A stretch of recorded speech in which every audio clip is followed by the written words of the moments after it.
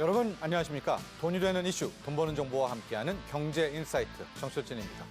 2주째로 접어들고 있는 중동 사태가 미국과 이란의 강대강 대립을 이어가면서 호르무즈 해협 중심으로 긴장이 더욱 커져가고 있습니다. 국제유가는 사흘 만에 다시 장중 배럴당 100달러를 돌파하면서 현재 세계 경제를 위협하고 있는데요. 오늘 첫 번째 이슈, 중동 현재 상황과 함께 우리 정부의 대응까지 자세하게 설명해 드리겠습니다. 자, 오는 3월 21일입니다.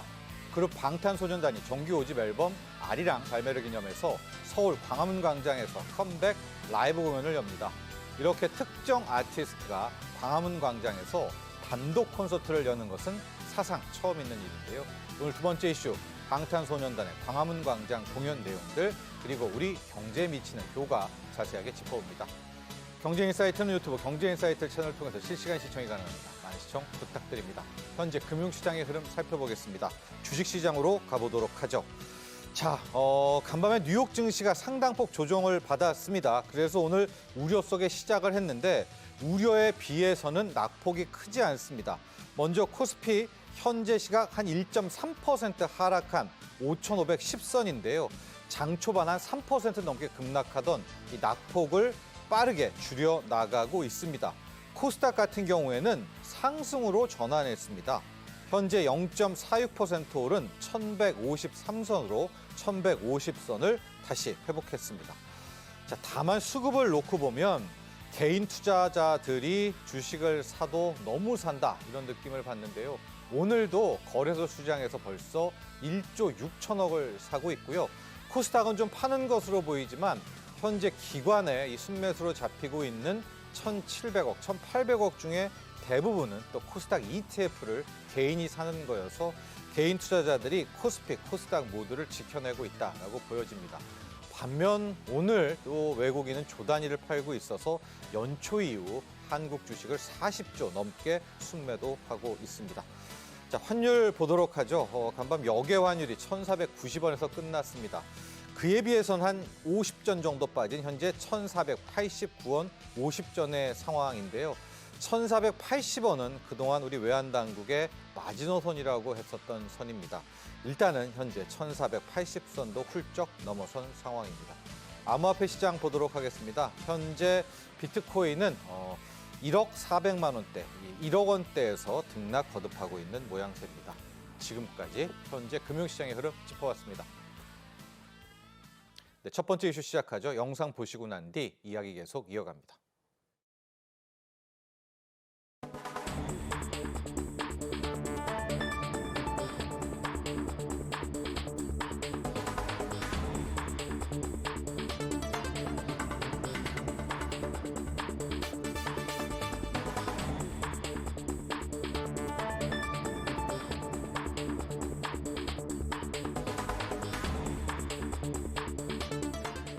중동 상황이 지속되면서 국제 에너지 수급의 불안정성이 심화되고 있습니다.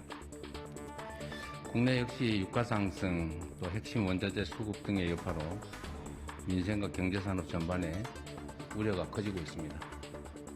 위기일수록 민생 안정과 경제 회복이 뒷걸음질 치지 않게 재정의 신속한 투입도 꼭 필요합니다. 결국 추경 편성을 하지 않을 수가 없는데 추경 편성도 최대한 신속하게 해주시기 바랍니다. 현재 당면한 민생 경제 위기를 극복하는 것을 넘어서서 이걸 국가 대전환의 새로운 기회로 삼는 지혜가 필요합니다.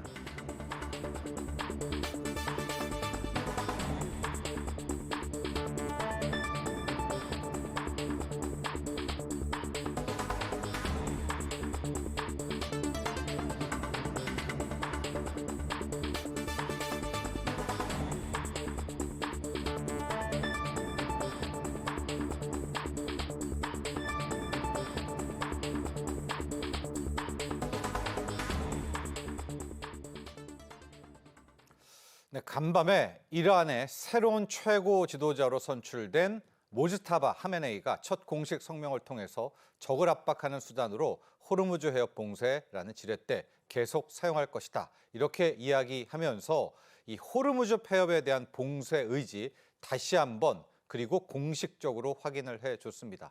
자, 이렇게 된 이상 호르무즈 해협 봉쇄는 예상보다 장기화될 수밖에 없겠죠. 이 때문에 국제유가 다시 변동성 커지고 있습니다.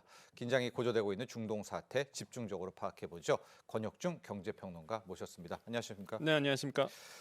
트럼프 대통령은 전쟁이 사실상 마무리 단계다. 아예 뭐 전쟁 종식 선언을 하려고 하는데 네. 이에 비해서 이란은 전쟁은 우리가 끝낸다라는 입장이고요.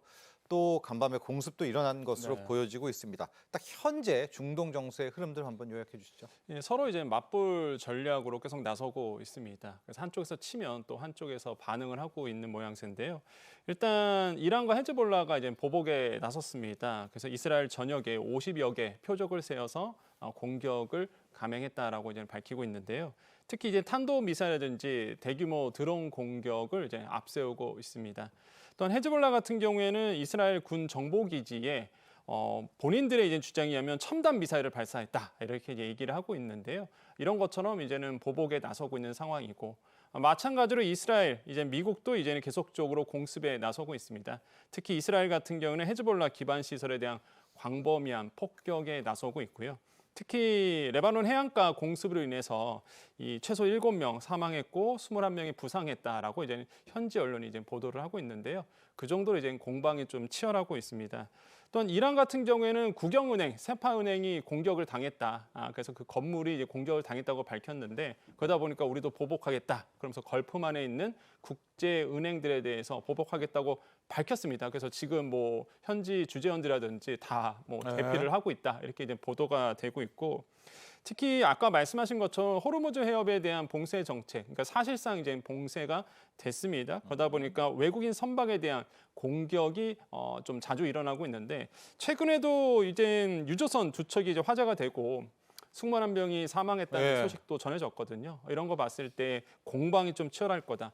근데 참 아이러닉하게도 미국과 이스라엘은 약간 뉘앙스가 서로 다르죠. 아까 말씀하신 것처럼 미국은 이제 조만간 종전을 할 거다 이렇게 보고 있지만 이스라엘은 계속적으로 중동 상황 계속적으로 보고 있다 이렇게 하면서 뉘앙스가 약간 다른 측면도 지금 보도가 되고 있습니다. 네. 자, 이렇게 치열한 모습이지만요. 보도에 따르면 마쿠에서는 이미 미국과 이란의 휴전 혹은 종전 협상이 진행되고 있다고 합니다. 평론가님, 이란이 내건 조건도 이번에 공개가 됐는데 뭐 재공격, 항구적인 금지와 함께 배상금을 달라. 그러니까 이란이 오히려 미국에게 요구를 한 거거든요. 네. 이 마쿠에서 펼쳐지는 협정 내용 좀 소개해 주시고 또 이게 될까요? 이 가능성도 한번 타진해 보죠. 지금 뭐 가능성은 없다라는 게 아마 지금 시장의 판단인 것 같습니다. 왜 그러냐면 이란이 요구했던 것이 몇 가지가 있습니다. 그건 먼저 본다 그러면 정당한 권리 인정과 배상이라는 얘기를 했는데요. 정당한 권리는 일단 핵 프로그램에 대한 지속적인 이제 추진을 하겠다라는 거겠죠. 그다음에 배상은 말 그대로 이제는 이번 전쟁으로 인한 물질적인 피해에 대한 배상에 대해서 이제 요구를 하고 있습니다. 예. 이게 과연 이스라엘과 미국 입장에서 받아들일 수 있는 부분이겠느냐라고 본다 그러면 사실상 미국의 목적은 이란 핵 프로그램 종식을 위해서 시작한 일이다 보니까 이걸 받아들일 수 없다라는 게 부분이겠고 또 하나가 이제 확고한 국제적 보장을 해달라. 그게 뭐냐면 이란에서 가장 두려워하는 게 다시 한번 또 이스라엘과 미국이 이란이라는 나라를 자국 나라에 대해서 공격을 하는 거거든요. 재공격이죠. 예, 이 재공격에 대해서 아예 사전적으로 국제적으로 약속을 하라라는 겁니다. 재공격하지 말라라는 거겠죠. 그래서 이 부분에 대해서 요구를 하고 있는 것이고 트럼프 대통령은 사실 이렇게 승전을 주장을 하면서도 이 종전에서는 굉장히 모호한 입장을 이제 표현하고 있습니다. 그래서 이게 이스라엘과 미국의 이제는 이 이란의 어떤 물밑 협상에 대해서 과연 어떻게 반응할지는 이제 지켜보셔야 되겠지만 현재 분위기로 봐서는 진행될 가능성은 없다라는 것을 지금 이제 많은 분들이 이제 판단이라고 생각을 해보겠고요. 서로 이제 이런 얘기를 하고 있습니다. 트럼프 대통령은 내가 이 전쟁을 끝낸다라고 하고 있지만 이란은 그럴 리가 없다. 전쟁을 끝나는 것은 우리다. 이렇게 표현하면서 실제 이제는 이 종전이라는 이 키워드가 좀 시간이 갈수록 점점 더 멀어지고 있는 것이 아닌가 이렇게 보고 있습니다. 네, 이란의 새로운 지도자 모스타바 하메네이가 아주 공식적으로 호르무즈 해협 봉쇄를 선언을 했습니다. 이렇게 되니까 유가 다시 출렁거리고 있고 어쨌거나 이번에 이란 전쟁의 핵심이 유가인데요. 평론가님, 네. 이번에 국제에너지기구 IEA가 무려 4억 배럴의 비축유 풀기로 결정했습니다. 지난 러우 전쟁 때가 1억 8천만 배럴이거든요. 네. 그에 비해서 거의 2배 가까운 거를 풀기로 했다라고 하는데 이 전략 비축유 방출 그 현황과 계획 한번 볼까요? 네, 그렇습니다. 그 정도로 사실상 지금의 이 유가 폭등이 굉장히 많이 오르고 있다는 예. 것이 이걸 반증한다라고 좀 생각을 해보겠는데요. 일단 중동 전쟁으로 인해서 이제 공급이 굉장히 불안해졌습니다. 그래서 아시겠지만 유가가 급등하고 있고 그러다 보니까 이번에 이제는 전략 비축유를 에너지기구 회원들 32개 회원국인데요. 여기서 이제는 전략 비축유를 풀기로 했습니다. 일본은 같은 경우는 8천만 배럴 정도고요. 독일은 한 1,950만 배럴, 프랑스는 1,450만 배럴 공동 방출을 이제는 하기로 이제는 계획을 정했고 한국은 2,246만 배럴 방출하기로 했습니다. 지금 이제 표에도 나오고 있는데요. 총 하면 이제 4억 배럴입니다. 보시면 아시겠지만 미국이 1억 한 7,200만 배럴 가장 많이 방출하네요. 예. 가장 많죠. 예. 근데 이제는 과거로 본다 그러면 아까 말씀 주신 것처럼 러시아와 우크라이나의 침공 문제 그때에 사실상 1억 2천만 배럴, 6,200만 배럴 해갖고 거기에 이제 합산해도 한 2배 정도가 예, 되거든요. 1억 8천만 배럴이었잖아요. 예. 그때가.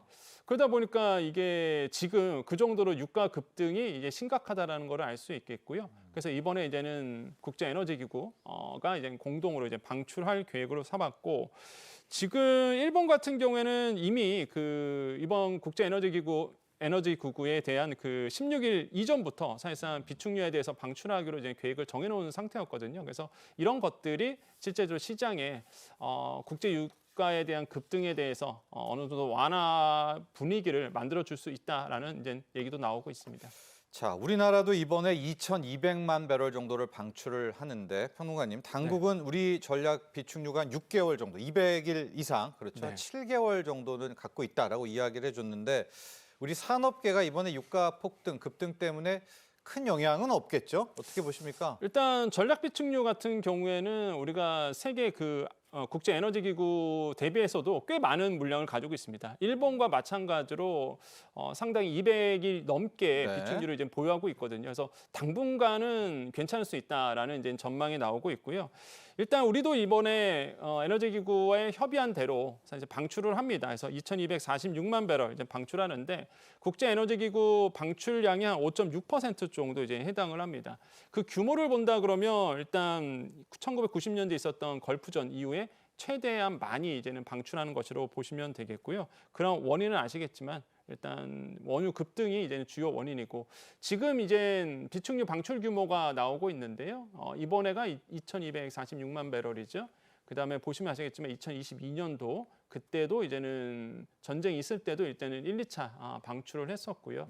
그럼 보시면 아시겠지만 이번에 최대한으로 이제는 방출하는 부분이라고 그러네요. 보시면 됩니다. 예. 한국 하루에 이제 원유 소비량이 한 230만 배럴 정도 되거든요, 우리나라가. 근데 이게 전체 시장에서는 한 1,600만 배럴 공급이 이제 돼야 된다라고 이제 보고 있습니다. 그래서 이 비율을 따집니다. 그래서 결정된 게 한 2,246만 배럴이라고 보시면 되겠고요. 그래서 지금 보시면은 정유사 재고가 한 70에서 80일 정도 이제 수준으로 있어요. 그래서 지금 비축유랑 그다음에 정유사 민간에서 갖고 있는 재고분 해갖고 본다 그러면 뭐 지금은 당장은 괜찮다라는 얘기가 나오고 있는데 하지만은 이제 에너지경제연구원에서는 만약에 이 사태가 장기화된다 그러면 이건 좀 한계에 다다를 수 있다 이런 전망도 나오고 있기 때문에 경각심을 좀 가져야 되는 부분이라고 판단해 봅니다. 네, 이런 가운데 다시 이제 에너지 관련한 가격입니다. 왜냐하면 비축유를 풀었다는 이런 뉴스가 나오면 유가가 떨어져야 맞아요. 되는데요. 오늘 새벽이었습니다. 이 브렌트유가 다시 장중 배럴당 100달러를 넘어섰고 WTI도 거의 95달러, 96달러까지 가고 있습니다. 왜 이렇게 되는 건지 또 지금 유가 급등은 앞으로 어떻게 진행될지도 한번 전망해 주시죠. 이 유가에 영향을 주고 있는 게 트럼프 대통령의 목소리죠. 일단 종전에 대한 이야기가 있으면 일단 떨어졌다가 일단 호르무즈 해협에 대한 뭐 봉쇄 이슈가 나오면 갑자기 또 올랐다가 이러고 있거든요. 네. 그래서 지금 말씀 주신 것처럼 서부 텍사스유 같은 경우가 한 95달러 하고 있고요. 브렌트유가 100달러를 네. 넘어섰습니다. 그 정도로 유가의 급등세가 계속적으로 이제 보여주고 있는데 그러다 보니까 지금 에너지 기구 회원국들이 공동 비축유에 대해서 이제는 방출하는 거죠. 지금 보면 한 12억 배럴 정도 이상을 국제에너지기구 협의원들이 가지고 있거든요. 이 부분에 대해서 일부 이제는 비축류를 방출하는 거고 그러면은 에너지 가격이 조금 떨어질 수 있다. 이렇게 그래야 되는데. 네, 보고 있는데 근데 이게 일정이 약간 미지수라는 거죠. 그러다 보니까 시장에서는 예. 과연 이게 어느 정도 나오느냐. 미국 같은 경우에도 120일 동안 나눠서 방출한다고 했기 때문에 이런 점들도 이제 우리가 지켜보셔야 되겠고요. 일단 미국은 전략 비축류 4억 1,500만 배럴을 이제 저장하고 있습니다. 가장 많은 에너지를 가지고 있는데 비축을 하고 있는데 이 부분의 일부를 이제 푸는 거고. 근데 이란 같은 경우에는 뭐 각오해라. 호르무즈 해협에 대한 지렛대 아까 말씀드린 것처럼 뭐 지렛대 삼아서 장기화. 이 전쟁을 길게 끌 생각이 있기 때문에 200달러도 좀 각오해라라는 얘기가 나오거든요. 그래서 우리가 이런 부분도 굉장히 좀 주의를 해야 된다라는 생각을 많이 해봅니다. 네, 자 이렇게 유가가 다시 튀어오르니까 우리 시청자분들도 당장에 이 당국 정부가 발표한 석유 최고 가격제 많이 궁금하시죠? 13일 0시부터 시행이 되는데요. 관련 내용 좀 설명해 주시고 네. 첫 번째 정유사의 도매가를 정해주는 거 아니겠습니까? 얼마로 책정됐는지도 어떻게 시작됐는지도 볼까요? 맞습니다. 일단 최고 가격제가 이제 시행이 됐습니다. 그래서 휘발유가 1,724원 됐고요. 경유가 1,713원, 등유가 1,320원. 그래서 이거는 이제 공급 가격입니다. 네. 그래서 정유사에서 소매로 넘기는 가격이라고 보시면 되겠고요.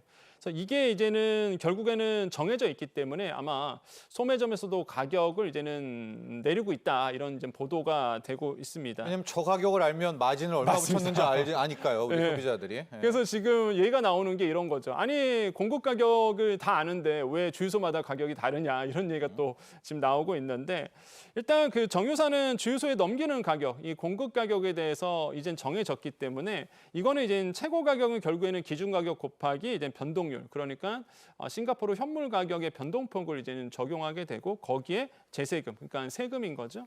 이런 것들을 이제 합산해서 이제 결국에는 결정이 됐습니다. 근데 이제는 아시겠지만 유가 변동이 계속 되잖아요. 그래서 2주마다 이 최고 가격을 계속적으로 모니터하면서 변경하기로 했고요. 그렇게 된다 그러면 3월 27일 2차 최고 가격 재산정이 이루어질 것으로 이제 보고 있습니다. 그래서 주유소 판매 가격은 아까 말씀드린 것처럼 뭐 대상은 아니고요. 이제는 공급 가격이 이번에 이제 최고 가격제에 정해져졌고 그래서 지금 상황에서 보는 게 만약에 최고 가격제가 된다 그러면 우려스러운 점은 이제 정유사 업계에서는 이런 현상이 일어날 수 있습니다. 공급을 안 하는 거겠죠. 아니면 일부 물량을 외국으로 수출하는 이런 현상도 벌어질 수 있거든요. 예. 그러다 보니까 정부는 이 매점 매석 행위를 금지하기로 했습니다. 한마디로 외국에 수출 못하도록. 그리고 전년 동월 대비 90% 이상을 국내에서 풀도록 이제는 고시를 해놨거든요. 그래서 이런 우려스러움은 없다라는 부분 말씀드리겠습니다. 자, 두 번째라서 그런가요? 저희가 처음 유가가 배럴당 100달러 넘었을 때는 시장이 거의 쇼크를 빠졌었죠. 네. 뭐 서킷 브레이커까지 걸렸는데 오늘은 두 번째 배럴당 100달러임에도 불구하고 물론 하락하고 있기는 하지만 큰 폭의 하락은 아닙니다. 현재 주식시장 상황 좀 볼까요? 네, 그렇습니다. 실제 이제 주식시장 같은 경우에도요, 과거 말씀하신 것처럼 100달러 돌파했을 때 그 정도의 이제 쇼크는 일어나지 않고 있다고 네. 생각을 해봅니다. 물론 뭐 하락세긴 하고요. 마찬가지로 지금 오늘 기준을 본다 그러면 이제는 개인들 같은 경우는 한 1조 5천억 원 정도 순매수를 하고 있고 기관 같은 경우에도 한 775억 원 순매수하고 있고 외국인들이 한 1조 1,900억 원 정도 매도를 하고 있거든요. 그래서 이렇게 개인 매수세와 외국인들의 이제 추이가 좀 다르다라고 보시면 되겠고 어제 기준을 본다 그러면 역시나 비슷했습니다. 일단은 장 초반 낙폭을 좀 축소하기도 했었지만은 뭐 장중이었습니다. 네. 개인이 한 5,600선을 좀 방어하는 데 좀 힘을 많이 보태줬고요. 이거는 이제 어제 장중 얘기였고요. 그래서 오늘 종가로 어제 종가로 본다 그러면 그렇게 좀 보여주고 있고요. 일단은 지금 상황을 본다 그러면 코스닥도 이제 영향을 주고 있습니다. 코스닥은 어제 이제 소폭 하락하면서 출발했는데 종가로 본다 그러면 한 1% 상승 마감했거든요. 그런 걸 봤을 때도 일단은 지금 변동성이 좀 심하다라고 볼 수 있겠고 특히 어제 같은 경우는 내마녀의 날이었습니다. 그래서 옵션 만기일이었죠. 그래서 선물 옵션 만기일이다 보니까 이 변동성이 굉장히 좀 심할 수밖에 없는 날이었고 그럼에도 불구하고 제 개인적 생각은 그나마 잘 버텨줬다. 그나마 이런 생각을 많이 해봤습니다. 결국에는 이제는 반도체나 방산 쪽에서의 어떤 상대적으로 회복력이 좀 있었다 이렇게 평가해 보겠고요. 이런 점들이 아마 우리 주식시장의 변동성을 더 크게 확대될 수 있다라고 생각해 봅니다. 다만요, 이 외환 시장 환율은 좀 걱정이 됩니다. 저희가 한번 이제 1,500원도 갔다 왔는데 네. 일단 역외환율 1,490원, 지금은 1,489원이거든요. 1,480원대를 굉장히 좀 위험한 마지노선으로 봤는데 훌쩍 뛰어넘었습니다. 네. 환율은 어떻게 흘러갈까요? 예, 말씀 주신 것처럼 정말 이게 역외환율에서 1,500원을 넘어던 척이 있었어요. 그러다 보니까 좀 긴장감이 있었는데 일단 지금 환율 보면 한 1,490원대에서 왔다 갔다 네. 하고 있습니다. 지금 환율 자체는 계속적으로 변동성이 심해질 수밖에 없다라는 것이 이제 시장의 지배적인 판단이고요. 환율이 급등한다. 물가에 영향을 주고요. 물가 영향 주다 보니까 금리에 또 영향을 줄 수밖에 없겠죠. 그렇기 때문에 이 환율의 모니터링을 강화할 수밖에 없는 부분이겠고 지금 일부 전문가들은 1,540원대, 1,570원대까지 열어놔야 된다. 이런 전망을 하고 있거든요. 역시나 그 이유는 유가 급등에 따른 이제 변화라고 보시면 되겠습니다. 그만큼 또 외국인들이 신흥시장에 빠지기도 하고요. 그러다 보니 이 환율 관리가 굉장히 중요하고 트럼프 대통령 말 한마디에 유가나 환율에 계속 움직이고 있거든요. 이런 것들을 굉장히 잘 모니터링 할 수밖에 없는 상황이다. 이렇게 평가해 봅니다. 저희 산업계 개별 업종 영향 보도록 하겠습니다. 지금 가장 힘든 곳이 항공업종입니다. 비행기 티켓 가격도 올린다고 하는데 또 화학업종도 네. 제품 가격에 마진이 안 맞아지고 있죠. 근데 좀 시간이 더 끌게 되면 반도체까지도 영향을 줄 수 있다. 이런 분석들 나옵니다. 현재 우리 국내 산업계에 미치는 영향 개별적으로 좀 볼까요? 네, 먼저 이제 항공업계 말씀하셔서 말씀드리면 이제 항공업계는 이 유류비가요. 전체 영업 비용의 30%를 담당합니다. 그 정도로 사실 이 유류비가 큰 영향을 줘요. 특히 대한항공 같은 경우에는 유가가 1달러만 올라가도요. 한 450억 원 정도 손해를 본다라고 알려져 있거든요. 네. 그 정도로 항공업계는 이 유가 급등이 큰 타격으로 다가올 수 있습니다. 석유화학업계도 마찬가지죠. 이거는 이중 부담을 좀 안고 있습니다. 일단 원유 자체가 높아지니까 이제 들어오는 가격도 높고 무엇보다 유가가 높아지니 또 소비자들이 수요를 좀 줄이게 되는 부분 이런 것들에 인해서 이중적으로 이제 부담을 안고 있는 부분이 있겠고 특히 여천 NCC 같은 경우에는 공급 불가항력을 선언했거든요. 그래서 이런 부분을 봤을 때도 일단 법적 체제 안에서 이런 공급되지가 않는 부분에 대해서 우리가 어쩔 수 없는 상황이라는 거를 대외적으로 이제 표명을 했습니다. 이런 걸 보더라도 지금 공급에 대한 불안정성이 더 높아질 것으로 보고 있고 반도체 업계도 마찬가지죠. 반도체 물 필요하고 전기 많이 필요하거든요. 네. 근데 전기료가 계속 올라갈 가능성이 굉장히 크고요. 에너지 가격 급등하다 보니까 당연히 장기적으로 보면 영향을 줄 수 있다. 무엇보다 또 물류비도 많이 들고요. 그래서 지금 영향을 줄 수 있고 자동차 업계도 마찬가지죠. 지금 내연기관차를 지금 안 타려고 하는 모습들이 또 보여지다 보니까 수요 위축 가능성도 보여지고 있습니다. 무엇보다 이제는 건설업도 문제입니다. 지금 원자재 가격 치솟게 되고 그러면 결국에는 건설업계에 대한 비용이 증가되면은 분양 시장에도 또 영향을 주게 되죠. 이런 점들이 우리가 유가 급등에 대한 사회적 파장, 경제적 파장이라고 정리해 볼 수 있습니다. 자, 지금부터 우리 정부의 지원책 보도록 하겠습니다. 먼저 중소벤처기업부 보죠. 지금 중소기업이 그 어느 때보다 많이 힘들다고 네. 하는데 자, 현재 우리 중기부는 어떤 대책들 갖고 있습니까? 네, 그래서 발빠르게 움직이고 있습니다. 그래서 네. 중소기업에 대한 또한 소상공인에 대한 피해 사례를 수집을 하고 있는데 피해 애로사항이 146건 집계가 됐고요. 거기서 실제 피해 사례가 76건 나왔습니다.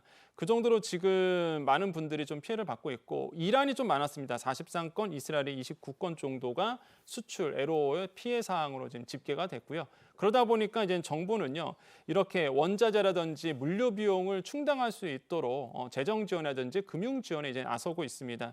특히 소상공인 경영 부담이 크다 보니까 이런 부분에 대해서 지금 고민을 하고 있는데 긴급 간담회를 열었습니다. 그래서 물류비 지원하는 거, 그 다음에 긴급 자금 확보하는 거, 그래서 융자 확대를 통해서 중소기업과 소상공인 분들이 이 어려움을 함께 해결할 수 있도록 노력을 하기로 했습니다.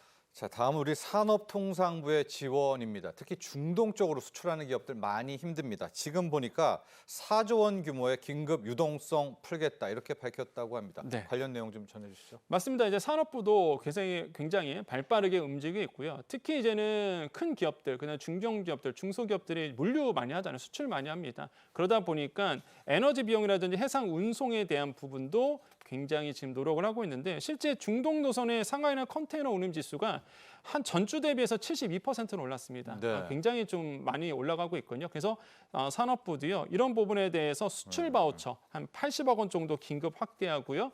우회 이제 수출로에 대해서 지원 범위를 확대하고 있습니다. 그래서 정부도 이렇게 발빠르게 움직이고 있다라는 것을 말씀드리겠습니다. 우회 수출로도 지금 고민하고 있나요? 네, 맞습니다. 뭐 할증료라든지 우회 수출로에 대해서 고민하고 있어서 이런 거에 대해서 이제는 중소기업들이 수출하는데 부족함이 없도록 정부가 나서서 지금 길을 찾고 있다라고 말씀드리겠습니다. 네, 자 지금까지 도움 말씀에 권혁중 경제평론가와 함께했습니다. 오늘 감사합니다. 네, 감사합니다.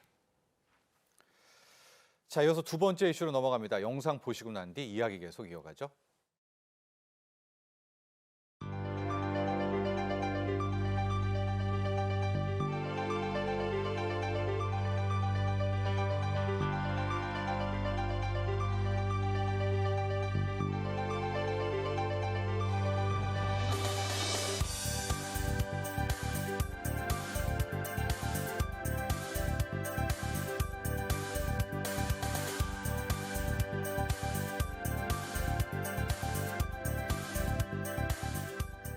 BTS 광화문 공연을 앞두고 세계의 관심이 대한민국에 집중되고 있습니다. 수많은 인파가 몰릴 것이기 때문에 무엇보다 사전에 현장 관리 방안을 철저하게 수립 시행해야 되겠습니다.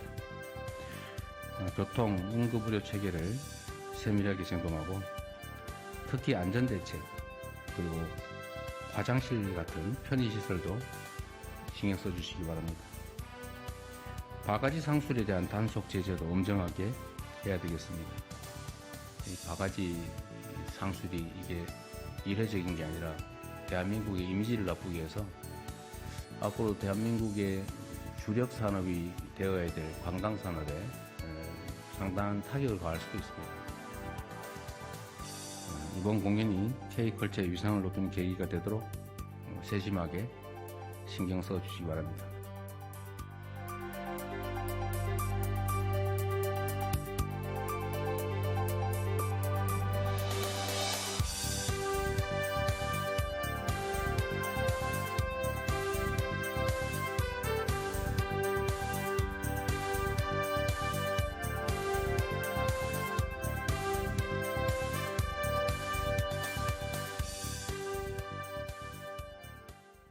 그룹 방탄소년단이 드디어 완전체로 컴백하면서 3월 21일 광화문 광장에서 단독 공연을 갖게 됩니다.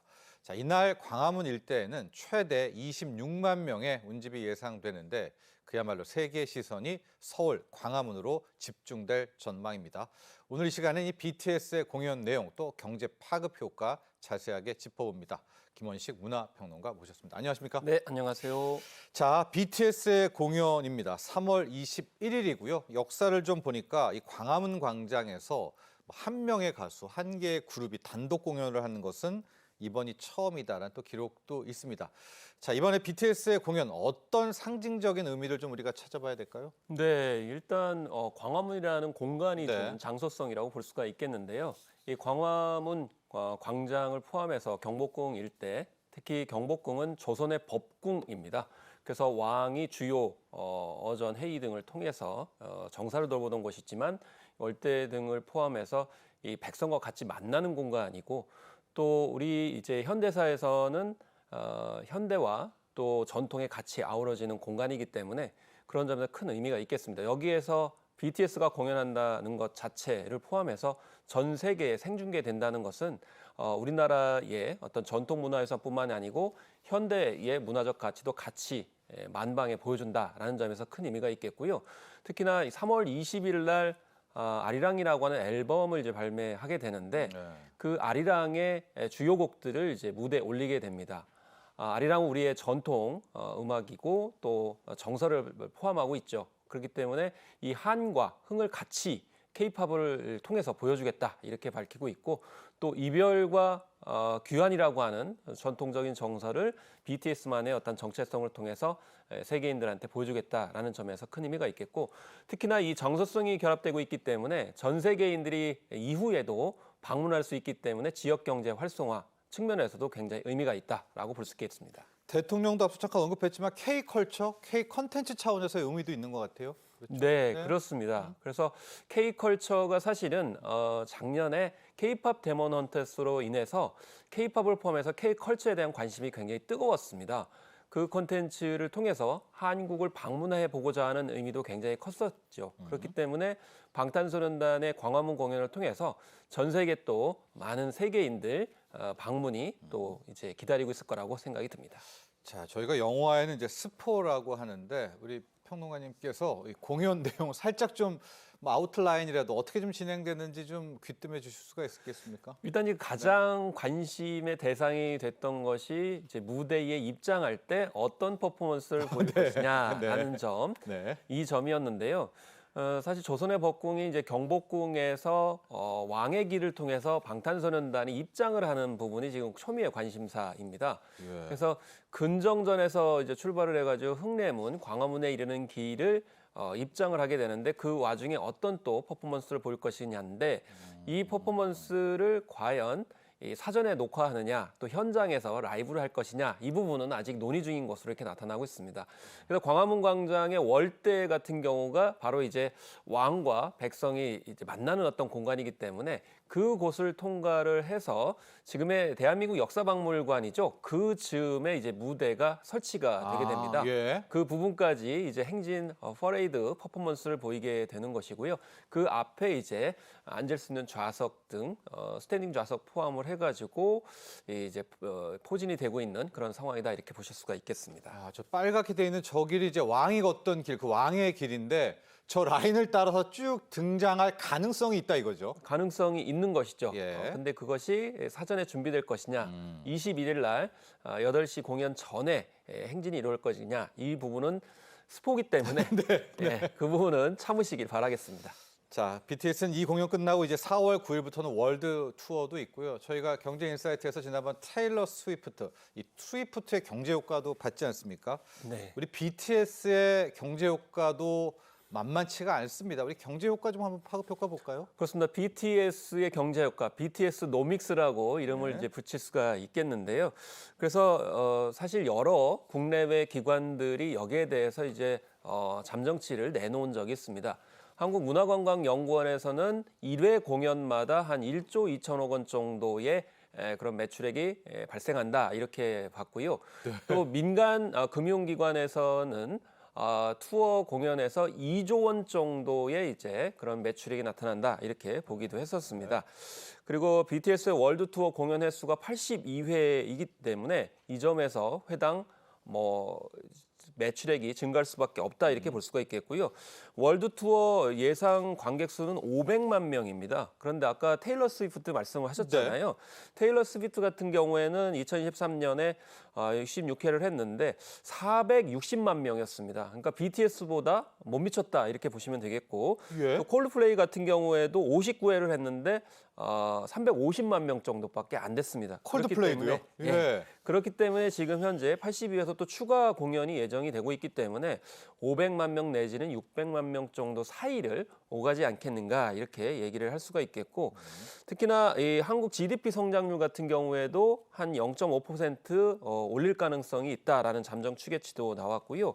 그리고 이 현대경제연구원이 연간 그러니까 1년 동안 활동했을 때 5조 6천억 원 정도의 경제 효과가 있다 네, 이렇게 네. 언급을 했었고 그리고 이 전체적으로 이번 투어를 통해 가지고 최소한 8조 원 정도의 이제 그런 수익이 예측이 된다라는 이제 잠정 추계까지 있습니다. 일단 시장 반응도 지금 현재 나오고 있는 그런 상황인데요. 부산 여행 검색량이 두 멤버가 이제 부산 출신이거든요. 그러다 보니까 국내에서는 3,800%, 해외에서는 2,300% 정도의 이 검색량이 증가했었고, 그리고 상파울로행 이제 교통편 검색량 이게 브라질이죠. 네네. 브라질에서 공연하는데 여기에서는 600배 이상의 검색량. 그리고 멕시코시티의 예매 대기 인원도 110만 명 정도 이렇게 돼서 그래서 결국에는 멕시코 대통령이 우리 이재명 대통령한테 추가 공연을 좀 해달라라고 편지까지 이렇게 썼을 정도로 이 멕시코의 인기가 대단합니다. 특히 지금 현재 전 세계의 음악 트렌드 중에 하나가 뭐냐면 라틴팝입니다. 특히 우리나라 K-팝도 굉장히 신경을 쓰는 곳이 중남미거든요. 그래요? 스트레이키즈도 중남미 지역, 특히 멕시코에서 큰 인기가 있는데 방탄소년단도 이 중남미, 특히 멕시코에서 큰 인기를 끌고 있기 때문에 이런 점이 이번에 확실하게 확인이 됐다. 이렇게 볼 수가 있겠습니다. 어쨌든 셰인바움 대통령 굉장히 신경 쓰고 있는 이 방탄소년단 공연인데 이 점 이재명 대통령도 굉장히 높이 평가한 점이 있는데 그런 점에 있어서 세계적인 어떤 관심, 경제 효과 더 클 것으로 중남미까지 예상할 수 있겠습니다. 자, 다시 우리 국내 공연 21일 공연으로 돌아와 보도록 하겠습니다. 이제 광화문에 뭐 연인원으로 연 관객으로 한 20만 명 이상이 여기를 이제 거쳐갈 것이다라는 이제 분석도 나오고 있고 이미 관광업계, 유통업계 이 3월 21일 공연을 놓고 총력전 대비를 펼치고 있습니다. 외국인들도 속속 한국을 찾고 있다고 하고요. 지금 상황 어떻습니까? 일단 광화문 인근의 편의점이 지금 난리가 났습니다. 벌써요? 그래서, 네. 예. 그래서 동선에 따라 가지고 아마 26만 번 말씀을 이제 하셨습니다만은 사실 공연이 역사박물관 그 앞쪽에 이제 무대가 이제 네. 설치가 되고 그 다음에 그 앞쪽에 한 뭐 15,000석 규모가 있고 그다음에 5호선 광화문역부터 시청광장까지 또 7,000석이 스탠딩 좌석으로 이제 배치가 됐고요. 그 주변에 곳곳에 스크린을 배치할 예정입니다. 그렇기 때문에 꼭 무대 앞이 아니더라도 그 광화문 일대에서 볼 수가 있기 때문에 그런 점에서 이제 최대 26만 명까지 모인다는 것인데 그러다 보니까 편의점을 많이 이용할 수밖에 없는 거죠. 그래서 재고량을 지금 현재 10배 이상 이렇게 하겠다 이렇게 밝히고 있는 그런 상황이고요. 예. 또 외국인들이 많이 오기 때문에 통역 문제가 있기 때문에 곳곳에 이제 외국인 직원들을 배치하겠다라는 이야기가 나오고 있습니다. 그리고 이 각종 선물 세트를 이제 배치하는 기업도 있었고요. 또 근처에 백화점이 많습니다. 롯데백화점 같은 경우는 외벽에다가 이 보라색 조명으로 프로젝팅 매핑을 한다는 겁니다. 그래서 보라색은 이제 방탄소년단의 상징색이죠. 네. 보라에 언제나 같이 하자라는 뜻을 가지고 있고요. 또 신세계 면세점 같은 경우에도 명동점에다가 BTS 신상 굿즈를 이게 배치를 하기 때문에 많이 또 팬들이 이용할 것이다 이렇게 예측을 할 수가 있겠고 특히나 식품업계 같은 경우에도 이 내수시장 활성화에 영향을 받을 것을 예측하고 있기 때문에 각종 상품들을 내놓고 있는 그런 상황이고요. 방탄소년단뿐만이 아니고 지금 현재 식품업계 같은 경우에는 K-팝 이제 스타들에게 주목을 하고 있는 그런 상황입니다. 왜냐하면 젊은 세대들이 사실은 이 K-푸드를 굉장히 많이 좋아하거든요. 그렇죠. 그렇기 때문에 눈길을 끄는 것이 스낵류 같은 경우도 우리 기업들한테 영향을 많이 주죠. 그래서 이 미국 토크쇼에 출연했던 BTS 멤버인 제니가 농심 바나나킥을 좋아한다고 하니까 이게 3-4배가 급증한 그런 상황이 돼버렸고요.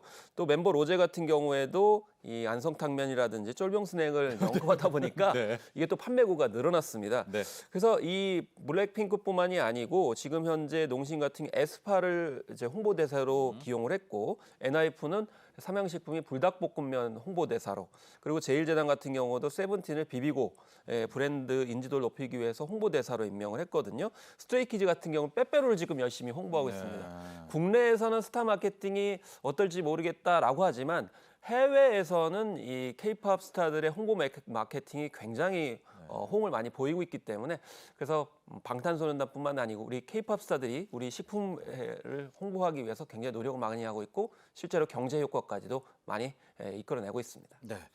자, 그런데 이런 와중에 이제 티켓, 특히 안표 문제가 다시 수면 위로 떠올랐습니다. 원래 15,000석이 있었고요. 어제 7,000석까지 이제 22,000석의 티켓팅이 완료가 됐는데 이게 이제 무료였었거든요. 그런데 벌써부터 안표 문제, 뭐 안표 거래 심각합니까?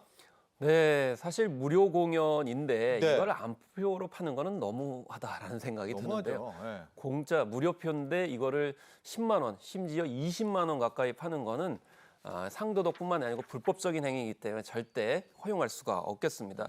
유료 공연 같은 경우는 사실 정가가 19만 원에서 26만 원 정도 되는데 거의 100만 원에 육박하는 거의 90만 원대까지 치솟는 안표가 형용을 했다는 것이 참 안타깝다라고 생각이 들게 되는데요. 특히나 이 뭐 숙박 요금 같은 경우에도 2.4배 증가했다라는 그런 보도까지 있었습니다. 그래서 문체부에서는 이런 안표 방지를 위해서 여러 가지 조치를 하고 있고 네. 이번에는 정말 근절을 하기 위해서 각고의 노력을 하고 있습니다. 우리 문체부의 노력 한번 볼까요? 네. 그래서 지금 현재 안표 단속 상황을 보게 되면은 안표 관련 게시글이 1,868장 정도 이렇게 확인이 되고 있고 불법 판매가 의심되는 경우 105매에 관련돼서는 경찰에 수사를 의뢰하고 있는 그런 상황이라고 볼 수가 있겠습니다. 1인 1매 양도 불가의 공연임에도 불구하고 타인에게 판매하겠다는 안표가 1,800장이나 됐다는 것은 참 안타깝다고 생각이 드는데요. 네. 일단 문체부는 해당 공연들이 예매 정책상 안표를 구매했다 하더라도 엄격한 본인 확인을 하기 때문에 사용할 수 없다는 점을 분명히 강조를 하고 있습니다.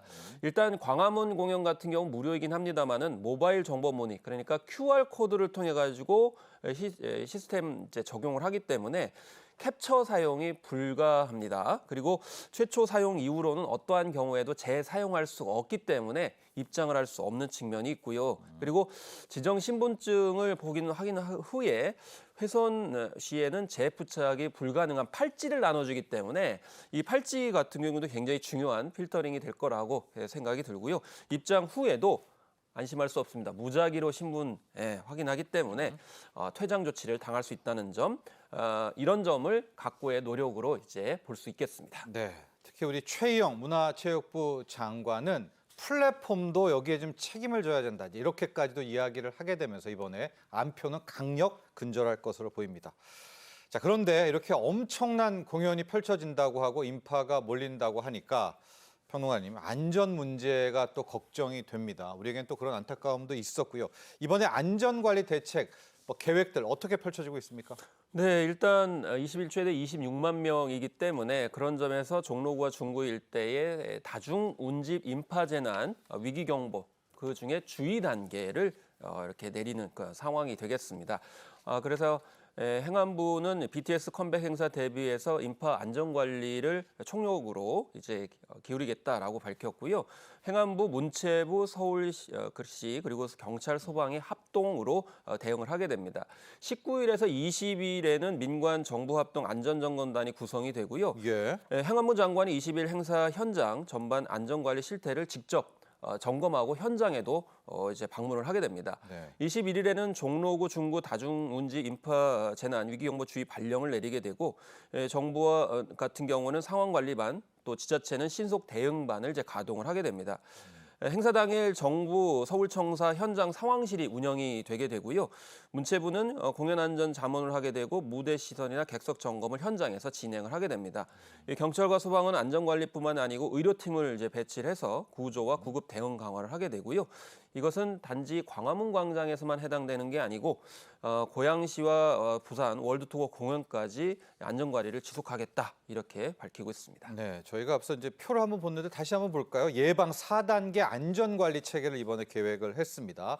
자, 현황 조사를 일단 다 했죠. 이번에는 광화문뿐만 아니라 고양, 부산도 해당이 되고요. 안전관리 대책들, 요원 배치라든가 전문가들의 조언도 받습니다. 그리고 미리 사전 점검도 다 하고 있고 이제 실제 현황에서는 CCTV 또 연락망 등을 통해서 현장 대응까지 계획을 하고 있습니다. 부디 안전한 공연이 돼야 될 것 같고요. 자, 공연과 안전도 중요한데 당장 또 우리 또 일부 국민분들은 주말 교통 어떻게 하냐 이런 교통에 대해서도 문의도 많고 또 여러 이야기가 좀 있거든요. 21일은 진짜 서울은 어떻게 좀 대응책을 펼치고 있습니까? 일단 그 지하철부터 살펴보겠습니다. 이제 광화문역은 오후 2시부터 10시까지 무정차 운행이 이루어지게 되고요. 시청역과 경복궁역 같은 경우는 오후 3시부터 10시까지 무정차 통과한다는 점 참고를 하셔야 될 것 같습니다. 그리고 상황에 따라서 좀 악화되면 을지로 입구역 등 인근 역사도 무정차 통과할 수 있다는 점 가변 요소가 될 수 있겠고요. 그리고 안전한 귀가도 중요하겠죠. 그래서 오후 9시부터 지하철 2, 3, 5호선에 임시 열차 12대를 투입합니다. 임시 열차 12대는 공차 상태로 도착하면은 안전하게 빨리 이동하실 수 있도록 돕게 되고 되겠고요. 그리고 버스 같은 경우에도 세종대로, 사직로, 세문안로 등을 경유하는 시내버스 노선도 교통동제에 따라서 무정차할 수 있기 때문에 이곳을 피하셔가지고 이제 오가셔야 되겠다 이렇게 볼 수가 있겠고요. 또 관람객 등의 편의를 위해서 개방형 이동식 화장실도 2,500기 이상 이렇게 배치되기 때문에 이 점도 참고를 하셔야 될 것 같고, 특히나 서울 소방재난본부는 역대 최고 수준인 소방차 100여 대, 소방인력 800여 명을 배치해서 만전에 귀한다 이렇게 볼 수가 있겠습니다. 자, 이번 BTS 공연 저희가 단순히 BTS를 소개해 드리는 것이 아닙니다. 이재명 대통령도 이번 공연이 K컬처의 위상을 높이는 계기가 되도록 세심하게 준비해달라 이렇게 이야기를 했습니다. 이번에 BTS가 우리 K컬처, K콘텐츠를 또 긍정적으로 펼치는 데 영향을 주기를 기대해 보도록 하겠습니다. 자, 오늘 여기까지 하겠습니다. 지금까지 도움 말씀 주신 김원식 문화평론가 여기서 보내드리죠. 오늘 감사합니다. 감사합니다. 자, 경제인사이트 오늘 준비한 소식은 여기까지입니다. 밀가루와 설탕, 제빵 등 업계에서 시작된 가격 인하 흐름이 지금 라면과 제과 업계까지 확산되고 있습니다. 이 13일 업계에 따르면 농심, 상향식품, 오뚜기, 팔도 등 주요 라면 기업들이 다음 달부터입니다. 일부 제품 가격을 인하하기로 결정했습니다.